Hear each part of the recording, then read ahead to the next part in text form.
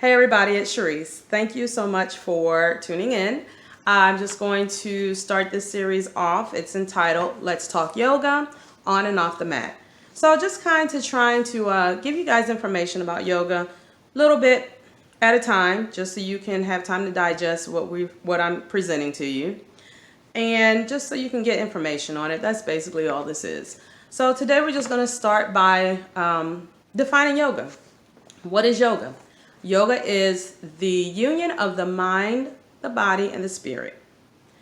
And there are so many types of yoga that you can do that can benefit you physically, to help you relax your body, to help you stretch muscles, increasing flexibility, gain your strength, decreasing your pain.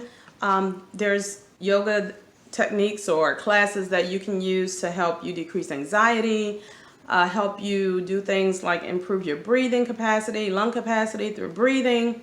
There are just so many different types of yoga out there that you can try, and there's so many unlimited benefits to doing yoga. The next thing that I'm going to talk about is who can do yoga? Who is yoga for? Anyone, anybody, any age, any size can do yoga. There are, as I stated before, so many different styles of yoga. There are some yogas which I love, in fact, is restorative yoga, where you are literally just sinking down and relaxing. And I love that form of yoga. There are a lot of different teachers that teach different styles of yoga. So you may have to try out until you find the teacher that works best for you, that teaches the style that you need.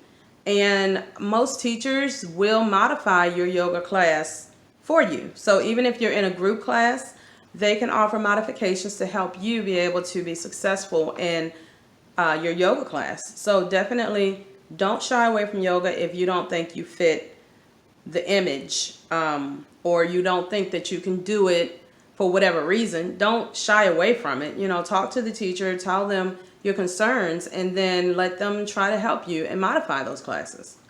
Now, the next thing I'm going to talk about is, what do you think of when you think of yoga? So I guess the better question is, when you think about yoga, what is the face of yoga that you envision?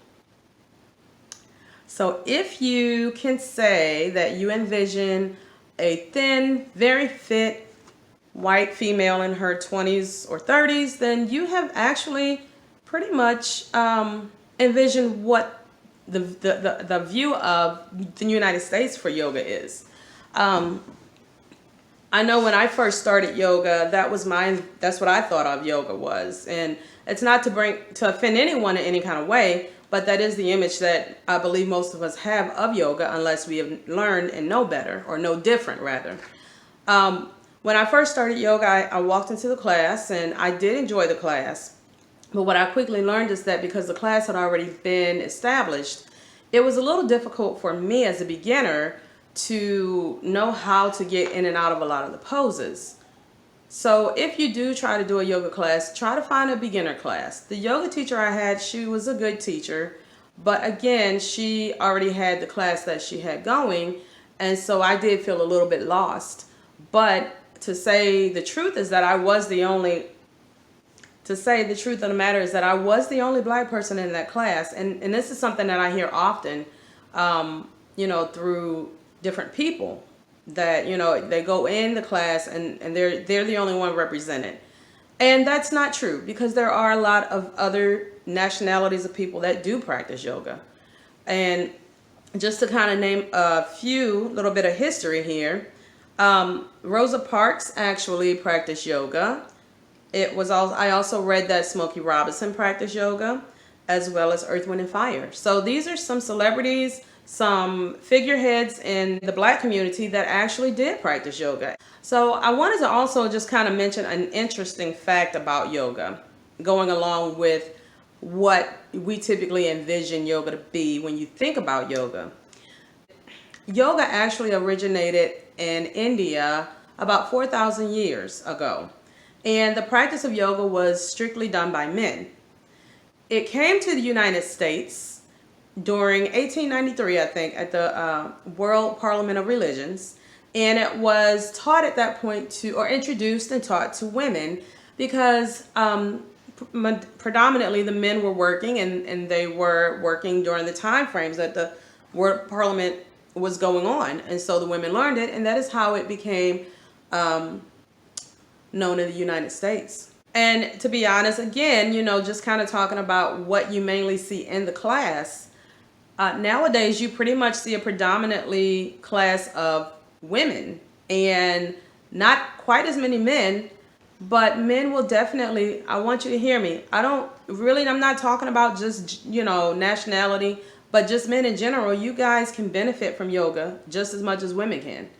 And, it's definitely in this time of day, everyone needs to be able to learn how to relax and truly relax and heal yourself.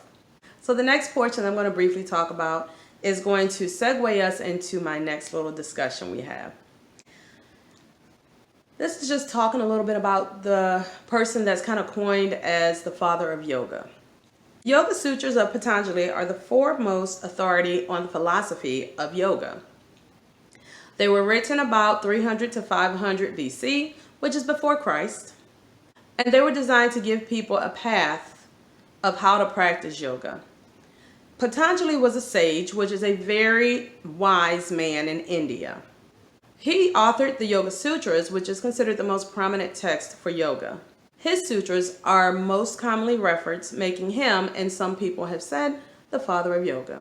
All right, so that is it for today, guys. The next time I will be coming in front of you, we will be talking about the psychology of yoga.